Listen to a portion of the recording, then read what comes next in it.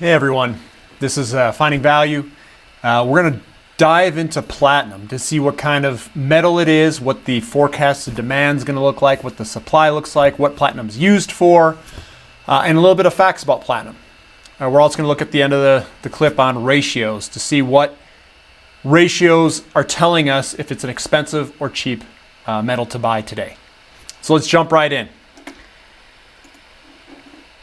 So platinum is a dense, malleable, ductile, highly unreactive, precious silvery white transition metal. Platinum is a member of the platinum group metals, kind of like no duh. But these are the 6 group metals on the right side, platinum group metals. So here's some facts about platinum. It's considered to be a critical metal. This year, from January to April, we set a 21-year high in American Eagle demand. They sold 56,707 ounces. Platinum is pretty rare in the Earth's crust at 0.005 parts per million. It is 10 times rarer than gold. It's resistant to tarnishing and corrosion, and it's a very dense metal, very scratch resistant. South African producers have already recovered a lot of the platinum that's close to the Earth's surface. So now we are digging deeper to mine platinum, which translates into higher production costs and less total production of platinum. Extracting platinum is both capital and labor intensive. It can take up to 6 months and 7 to 12 tons of ore to produce 1 troy ounce of pure platinum. About 30% of the 8.53 million ounces of platinum produced worldwide every single year come from recycled sources. And I looked into the process to make platinum pure, and it is a very extensive, exhaustive process to make platinum as pure as these coins are. The world platinum demand by application is pretty diverse. So we do have a large chunk from auto catalysts at 40%. We've got a lot of other stuff in here. We've got some jewelry at 32%, and we've got some investment demand at 6%. But it's pretty diverse from a demand standpoint. And the platinum supply by region, it's mainly dominated by South Africa. It's a little over 70%. We get a lot from Russia, 14%. And then we've got a couple of other small players. The mining cost curves of platinum, where the high cost producers are in the $1,400, $1,200 per ounce region. The other ones are a little bit under $1,000. So if we can pick up platinum under the mining costs, it means that we have a lot of downside protection. Platinum supply-demand balance. So we were in deficit in the 2013 to 2016 range, and recently we've gone more to a surplus. But that's kind of the balance today. And we want to be buying when these balances are out of favor, which means we have some surpluses as an investor. Here's the primary platinum supply. We look backwards. I think this was done in 2017 or 2018. So we've had pretty stable production supply. And then 2018, these are estimates onward, is a decline in platinum production or supply. So we're declining in supply going forward.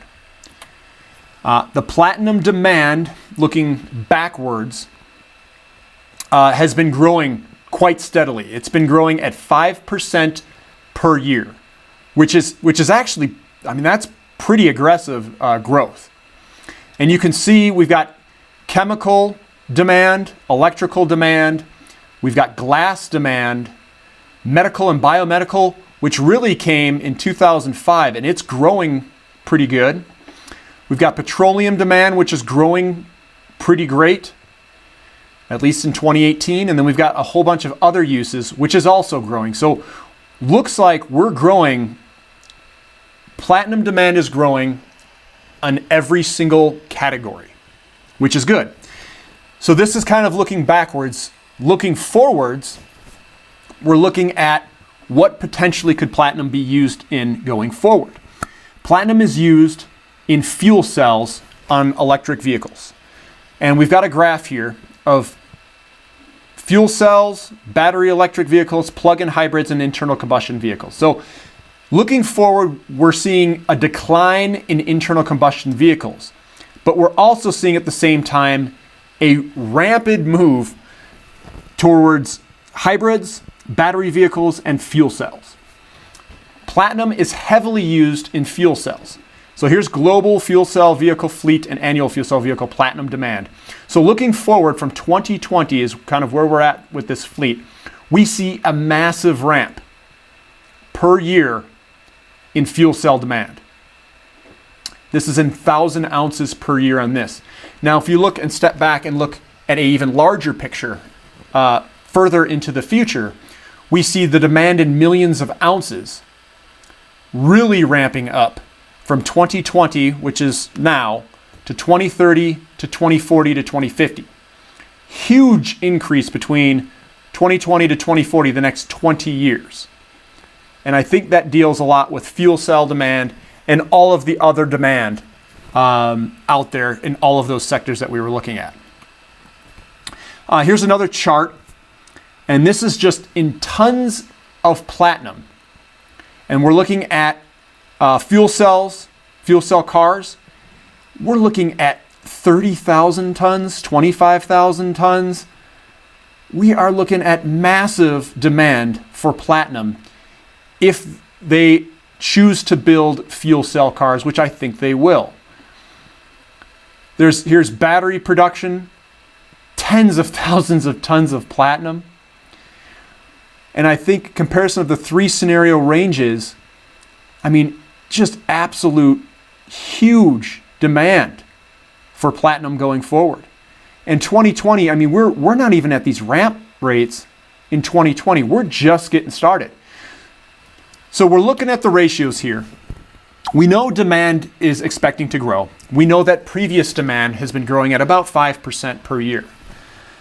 We look at the ratios, and I didn't put any red lines here, but we've got very low platinum to gold ratio, which means platinum is cheap to gold. We have a high ratio, which means platinum's cheap to rhodium. We have a very low, these are averages. Right now I did a real-time one, it's 34, which means that platinum is cheap to silver. And then we have a platinum to palladium ratio, which is down around 0.4, 0.5, 0.4 is the real quote today, which means platinum is cheap to palladium. When you have a setup like this, where you have platinum that's cheap to every single metal, rhodium was in the same situation in 2014, 2015, 2016. Rhodium went from $600, $700 on average, all the way up to $14,000 today. Here is our opportunity to capitalize right now. We need to cost average into platinum for the next few months, few weeks, few years, however long this metal is cheap. We know that the demand is increasing going forward. We know that the demand history has been very robust. And what we saw is we saw supply. We see supply forecasting to go down. This scenario does not happen often. We need to get into platinum. We got to buy platinum. I am buying platinum. I'm recommending that you look into it and make a decision that for yourself to buy physical platinum.